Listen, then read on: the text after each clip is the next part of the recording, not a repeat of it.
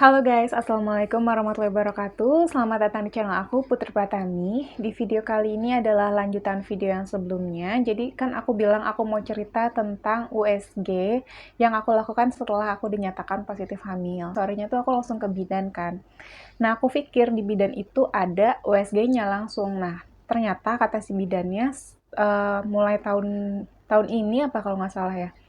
Jadi nggak ada USG di bidan, adanya langsung USG di dokter. Dan di daerah aku ada satu tempat USG yang direkomendasiin sama bidan ini, cuman satu harinya tuh cuman 6-10 orang gitu. Jadi aku kayak langsung cari-cari, browsing-browsing tempat USG lain. Di sini kenapa aku mau cepet-cepet USG? Karena aku mikirnya, aku tuh takut banget amit-amit yang namanya hamil anggur atau hamil di luar kandungan, hamil di luar rahim.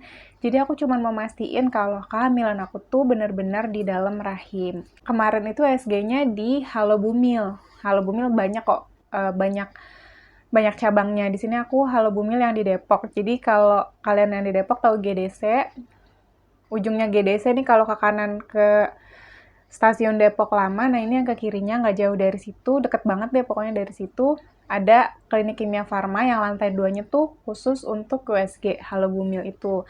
Nah, daftarnya juga lewat aplikasi. Terus mbaknya tuh memang ramah banget gitu adminnya. Aku tanya-tanya, usia kandungan aku tuh baru segini. Nah, terus kata dia, oh ya udah, berarti USG-nya transvaginal aja ya gitu. Tapi aku mikirnya aku takut kan USG transvaginal, takut sakit gitu.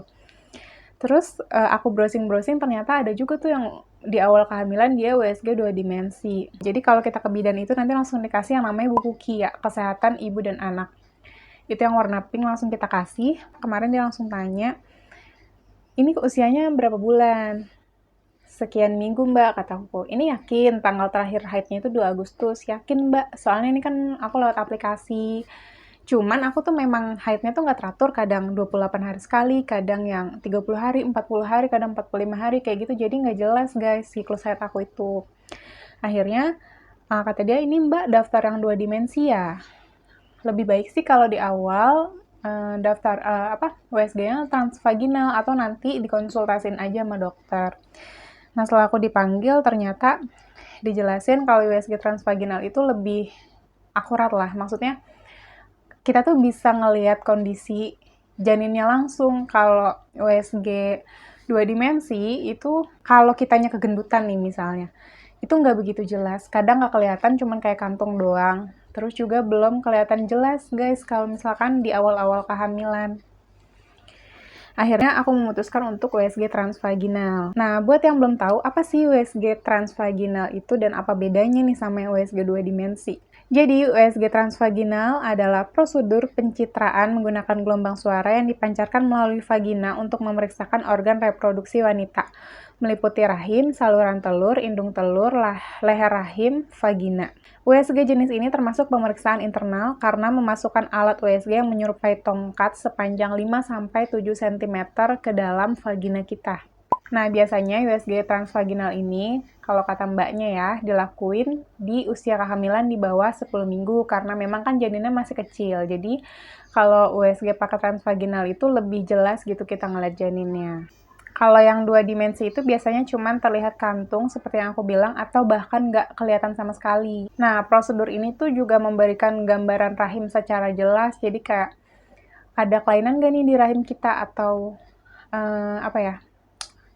ada resiko-resiko apa nih saat kita hamil gitu. Jadi ketahuan dari kesehatan rahim kita. Nah, tujuan dari USG transvaginal ini adalah memastikan kehamilan. Bener nggak sih kamu tuh hamil gitu? Jadi kalau USG transvaginal ini, kemarin tuh aku langsung kelihatan gitu ya ukuran janinnya tuh semana, terus beratnya tuh berapa, dan usia kehamilannya tuh berapa.